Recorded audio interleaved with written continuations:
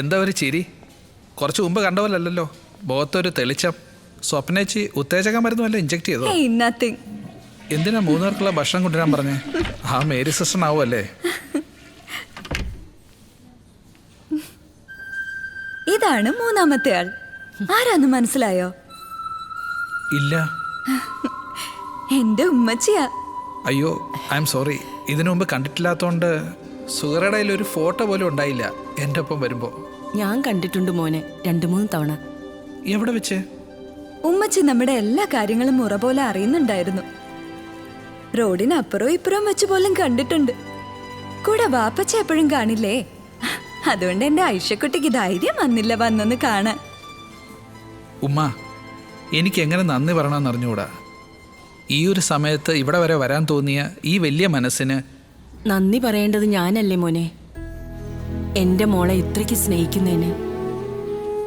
ഈ 3 വർഷത്തിനിടയിൽ ഒരിക്കൽ പോലും അവളുടെ കണ്ണ് നിറയാതെ നോക്കിയതിന്. ഇതൊക്കെ പോയി ഞാൻ ആരോടാ പറയാ? അവരുടെ ഭ്രാന്തിനാണെങ്കിൽ ചികിത്സയുമില്ല. അല്ല, വീട്ടിലെല്ലാവർക്കും സുഖമാണോ? അവിടെ ഇതുതന്നെ അവസ്ഥ. No response. ഞാൻ ഒത്തിരി ശ്രമിച്ചു, പിന്നെ മടുത്തു. പിന്നെ തോന്നി നമ്മളെ വേണ്ടവർ നമ്മളെ തേടി വരുമെന്ന്. എനിക്കിവളും ഇവക്ക് ഞാനും ഉണ്ടാവും, മരണം വരെ ഉണ്ടാവും. അത് മതി. എന്നാൽ പിന്നെ നമുക്ക് കഴിക്കാം. ഇപ്പം തന്നെ വൈകി. ഞാൻ ഭക്ഷണം എടുത്തു വെക്കാം.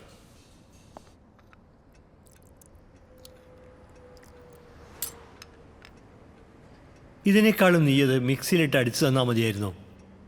ചോറ് എന്ത് കുഴഞ്ഞു പോയി? ഞാനും അത് തന്നെയാണ് കഴിക്കുന്നത്. നിനക്ക് പറ്റിയ തെറ്റ് നീ അനുഭവിക്കണം. എനിക്ക് സഹിക്കേണ്ട കാര്യമൊന്നുമില്ല. എന്നാ കഴിക്കണ്ട. പാതിരാത്രി ആകുമ്പോ വിശക്കും, അപ്പൊ വന്ന് കഴിച്ചാൽ മതി. നിന്റെ അഹങ്കാരം ഉണ്ടല്ലോ, എപ്പോഴും ഞാനൊന്നും സഹിച്ചു ഒന്നും വരില്ല. ഞാൻ ചോദിച്ചല്ലോ എത്രാമത്തെ വിസിലാണെന്ന്. നിന്റെ ഒരു വിസില്. നീ കുക്കറിൽ അരിയിട്ട് വന്നിട്ടാണ് ഈ അംഗം മുഴുവൻ കാണിച്ചത് ഞാൻ അറിഞ്ഞോ? അറിയണം.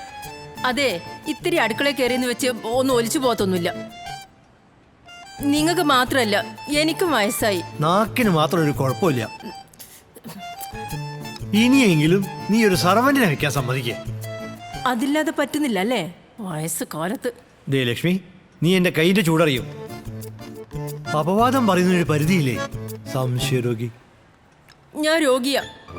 എന്നെ കൊണ്ട് ഒന്നിനും ഒരു കഴിവില്ല അല്ലേ? എന്നാ കളഞ്ഞിട്ട് പോയി വേറെ കെട്ടിക്കോ. നാടിനോടുള്ള എന്റെ സ്നേഹം കൊണ്ടാ ഒരു നാട്ടുപുറത്തുകാരി കെട്ടിയത്. ഇതെങ്ങനെയുണ്ട് ഒരു കുരിശ്? കണ്ടോ കണ്ടോ, സത്യം വെളിയിൽ വരുന്നത് കണ്ടോ? എന്ത് സത്യം? എന്നോടുള്ള ഇഷ്ടം കൊണ്ടൊന്നുമല്ല, എനിക്കറിയാം. എനിക്കത് പണ്ടേ മനസ്സിലായ കാര്യമാണ്. അങ്ങനെ മനസ്സിലായെങ്കിലേ അന്തസ്സുള്ളോള് കളഞ്ഞിട്ട് പോണായിരുന്നു. എനിക്ക് അന്തസ്സുമില്ല, സൗന്ദര്യമില്ല, ആരോഗ്യമില്ല, ഒന്നുമില്ല. ഇങ്ങനെ ജീവിക്കുന്നതിനേക്കാൾ നല്ലത് ചാവുന്നത്. മതി. ഇങ്ങനെ ശകാരം കേട്ട് ജീവിക്കാൻ വയ്യ എനിക്ക്.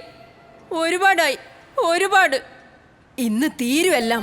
ഓ, കുറെ കേട്ടിട്ടുണ്ട്. നമ്മളെ ഇങ്ങനെ മോഹിപ്പിക്കാൻ. ഞാന് ഇപ്പൊ കാണിച്ചു തരാം. ഞാൻ മോളിൽ പോവാ.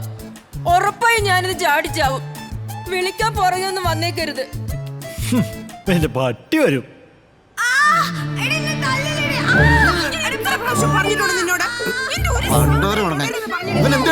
ഭ്രാന്ത് പിടിച്ചോ?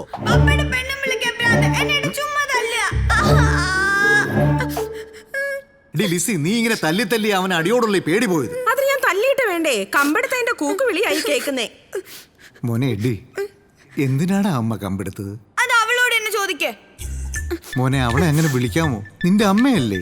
കമ്പെടുത്ത് തല്ലാൻ വരുന്നവളെ ഞാൻ തമ്പുരാട്ടിന്ന് വിളിക്കണോ? എടി, ഇവൻ ഇതൊക്കെ എവിടെ നിന്നാടി പഠിക്കുന്നേ? ജെനിസിന്റെ കോണം. എടി, ഇവൻ നിന്റെ മാത്രം പുത്രനാണോ?